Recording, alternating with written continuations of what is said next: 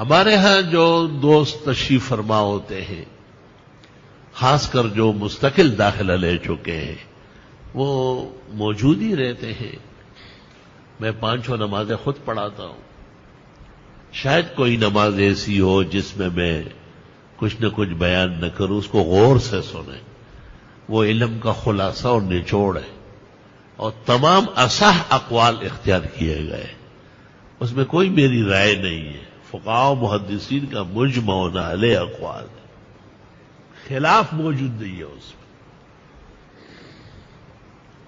تو آپ کو آسانی ہوگی، مجھے بھی آپ سے آرام ملے گا کہ میں تمہیں دیکھ کے خوش ہوں کہ بھئی ہمارے تفسیر پڑھنے والے واقعی سیکھنے آئے ہیں. کچھ کام ایسے ہیں جن میں ٹائم لگتا ہے، جیسے قمیصوں کی بٹن پٹیاں دائیں بائیں پہ کر لو تو اس میں تو وقت لگے گا نا. ہمیں جوڑے سے نوانے پڑیں گے، آپ کے وطن کیا کریں گے. اس دن ایک بڑے عالم آئے، اس نے کہا میں نے سنا کہ آپ نے یہ مسئلہ نکالا ہے، لیکن میں تو تب پہنوں گا جب آپ دیں گے. تو میں نے 6 جوڑے سلوا کے مولانا نور الہدیٰ میں دوالا یہ رکھا سر آنکھوں پہ. ہمیشہ سلوا کے دیں گے، ہمارے بزرگ سرمایہ ہے، اللہ سلامت رکھے. طلباء کے لیے بھی ہمارے عزیز ہمایوں مغل، اللہ اس کی جوانی و عمر میں برکت دے، اس نے 19 درزیوں کو رکھا، 19 درزیوں کو، تاکہ یہ مسئلہ آسان ہو. ہمارے مولانا صاحب ناراض نے کیسی قمیص پہنا ہوا ہے، تو وہ گیٹ پہ اس کو کہتے ہیں قمیص بھی دے دو، یہاں تک کھڑے ہو جاؤ، ابھی ٹھیک کرا کے دیتا. یہ جوش عمل کس کو کہتے ہیں؟ اس کو جوش عمل کہتے ہیں. صرف کہنا نہیں ہے، کر کے دکھانا ہے. الحمدللہ. بہتر ہے کہ جب ہم قمیصیں سلواتے ہیں سنت کے مطابق ہو جائے. دایاں بایاں پر. ایک مولوی صاحب آیا، مجھے کہتا ہے کہاں ہے مولوی ضروری؟ میں یہ موجود ہے یار. کہ خدا کا خوف کر یار، یہ نئی باتیں چھوڑو. میں نے کہا نئی باتیں نہیں، ساری پرانی باتیں. کہتے ہم نے آپ سے بہت پہلے پڑھا ہے. میں نے بٹھایا، تب تسلی کرائی. کیا ہو گیا؟ کہتا آپ کے خلفاء میرے پیچھے لگے ہوئے، قمیص صحیح کر لو. قمیص صحیح تو ہے. میں نے کہا وہ یہ کہتے ہیں کہ یہ دائیں پٹی بائیں پہ کر لو، جیسے آپ نماز میں ہاتھ باندھتے ہیں. ایسا کیوں کہتے ہو؟ میں نے کہا اس لیے کہ ہدایت میں لکھا ہوا ہے. اچھا، ہم نے جو ہدایت پڑھا اس میں تو نہیں تھا. میں نے کہا اس میں تھا، لیکن جس دن مفتی ولی حسن ہدایت پڑھا رہے تھے آپ بندر روڈ سیر کرنے گئے تھے. میں تو نہیں گیا. میں نے کہا ابھی آپ کو ماننا پڑے گا. میں نے ناظم صاحب کو کہا ہدایت اول لے آئے. ناظم صاحب ہدایت اول لے آئے اور پوچھا کہ کون سی جگہ نکالو. میں نے کہا جنائز میں فصل فی التکفین نکالو.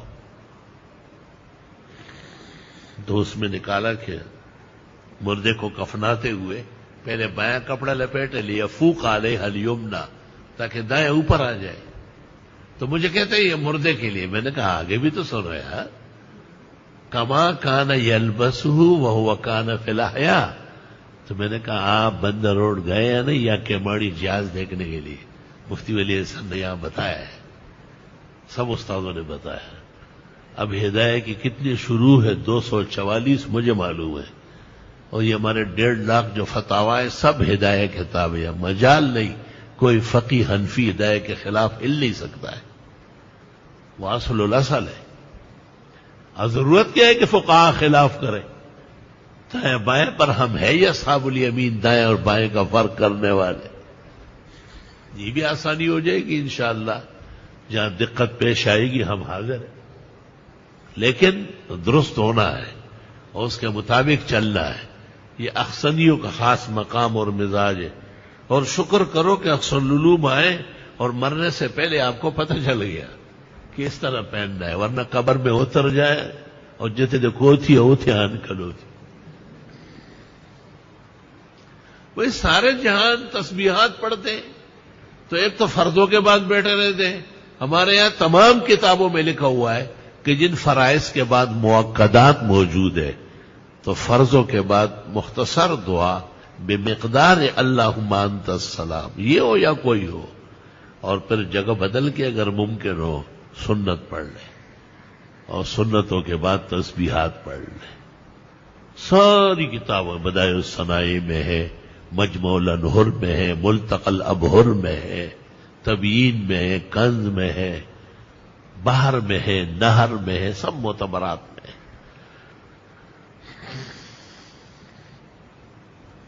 تو محقق نے ابن الحمام نے فتح القدیر میں کہا کہ دو قول ہے اس میں. اگر کوئی بیٹھا رہے تسبیحات کر لے آیت الکرسی استغفار پھر اٹھ کے سنت پڑھے تو سنت نہیں پڑھے گا، نفل پڑھے گا، سنت فوت ہو گئی. ایک قول یہ ہے، لیکن ابن الحمام نے اس کو نہیں مانا اور فرمایا کہ نہیں، دوسرا قول صحیح ہے کہ پڑھے گا اب بھی سنت، لیکن لا علی وجہ سنت، خلاف سنت طریقے سے. تو خلاف سنت یہ ہے تو موافق کیا ہے؟ جلدی اٹھنا. شکر کرو کہ مسئلہ آپ کو معلوم ہوا، سامنے قطبے بھرے ہوئے ہیں حوالوں سے، جلد و صفحوں سے. عزیزم ہمایوں خاص مددگار میرے ثابت ہوئے، حوالوں سے صفحے اور جلدوں سے بھرے ہوئے ہیں سامنے. یہ بڑی اچھی بات ہو جائے گی. یہ آپ کو اس لیے کیونکہ میں 5 نمازوں میں آتا ہوں، آپ بیٹھے رہتے ہیں اور آپ اکو بکو کریں گے، میں خفا ہوں گا تو آپ ہمارے مہمان بھی ہے، شاگرد بھی ہے، اور آپ کا اکرام میرے لیے لازمی ہے، تو میں دلگیر نہ ہو جاؤں آپ سے. اور جہاں کہیں آپ ہوں گے اس پر عمل کریں گے اور آگے بڑھائیں گے. اب یہ کہ تسبیحات کیسے پڑھنی ہے، تو یہ لوگ دونوں ہاتھوں سے پڑھتے تھے.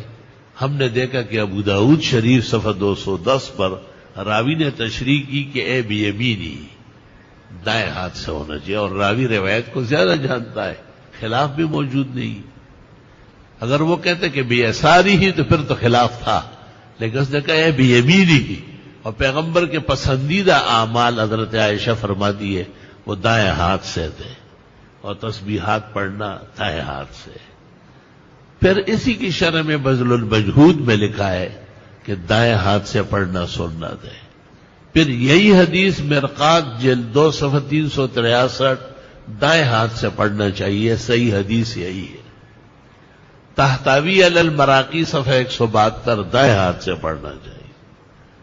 تکملہ مجمع بحار الانوار جلد 5 صفحہ 489 دائیں ہاتھ سے تسبیحات گننا چاہیے، بائیں ہاتھ کی ضرورت نہیں ہے. شکر کرو کہ یہ بھی پتہ چل گیا ہے، کیا یہ کام بھی ہمارا دائیں ہاتھ سے ہوگا انشاءاللہ تعالی.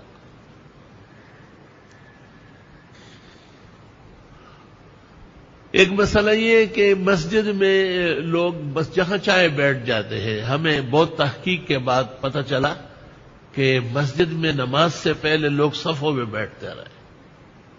صفوں میں کہتا خیال کری وطن کے باقاعدہ کا طریقہ ہو، صفوں نہ بڑھو تو جماعت بڑھا کو یوشان بناس یا سو مشرالو یا امام.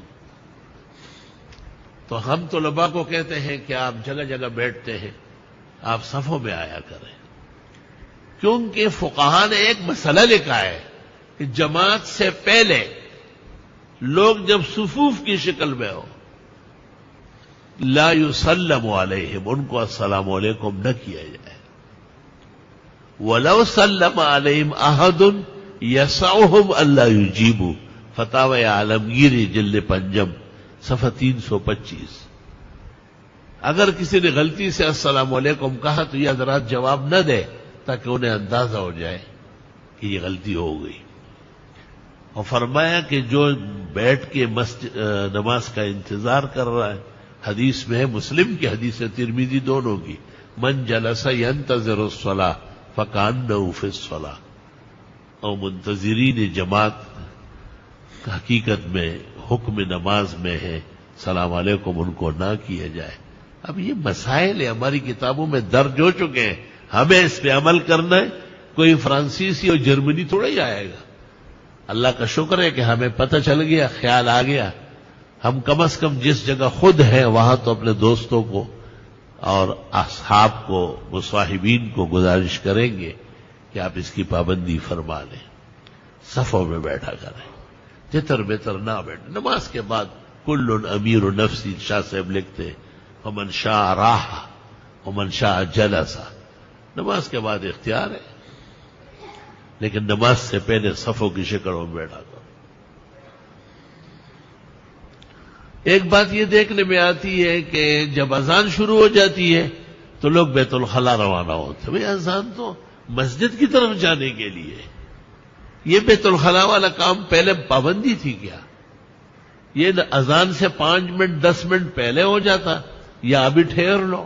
الا یکون مریضا او معذورا، اگر کوئی بیمار ہے یا معذور ہے وہ معاف ہے، اس کے لیے کوئی پابندی نہیں، وہ تو نماز چھوڑ کے جا سکتا ہے، کیونکہ دافع الاخبثین کو برا کہا ہے. اگر کوئی بیمار اور معذور نہیں ہے تو وہ اذان سے پہلے یا اذان کے بعد طہارت خانے جایا کرے. اذان کے وقت آرام سے اذان سنے. اگر مسجد میں ہے تو جواب نہیں ہے، باہر ہے، اور اذان سے فارغ ہو کر کے پھر جو حکم ہے نماز کا اس کی تیاری میں لگ جائے. لیکن یہ نامناسب بات ہے کہ جیسے اذان شروع ہو جائے سینکڑوں طلباء بیت الخلاؤں میں دوڑتے ہیں. یہ کام بہت پہلے کرے آپ، بعد میں کہو. شکر کرو کہ یہ مسئلہ بھی آپ کی زندگی کا حصہ بنے. اللہ آپ کو اس پر بھی عمل کی توفیق نصیب فرمائے اور ہمیں بھی. لا الہ الا اللہ. ہم جو ان کے سنتوں کی پابندی کراتے ہیں تو بعض اوقات عوام آ جاتے ہیں غریب، وہ ننگے سر ہوتے ہیں، ہم ان سے گزارش کرتے ہیں کہ سر ڈکا کرو. طلبہ بھی ان سے کہے یا ٹوپی اٹھا کے دے. وہ ہر طرح لوگ ہوتے ہیں. بہت زیادہ الجھاؤ مناسب نہیں ہے. مسجد جدال کی جگہ نہیں ہے. بس مسئلہ معلوم ہوا. کوئی بیج ایسا ہے جو فوری نکلتا ہے 2-4 دن میں، کچھ بیج ایسا ہے جو 6 مہینے بعد مونگ پلی کا اور گنے کا، لیکن پھر ختم نہیں ہوتا، ہر سال دوبارہ ہوتا ہے. بعض زمینیں سرد ہوتی ہے، جلدی قبول نہیں کرتی. مت خفا ہو، سینہ بڑا رکھا کرے. آپ نے کہہ دیا کہ بھائی صاحب 5-6 اوپر کر لو. آپ نے یہ بھی بتایا کہ ابو داؤد شریف کتاب اللباس میں کہ ایسے شخص کی نماز دوبارہ پڑھوائی گئی.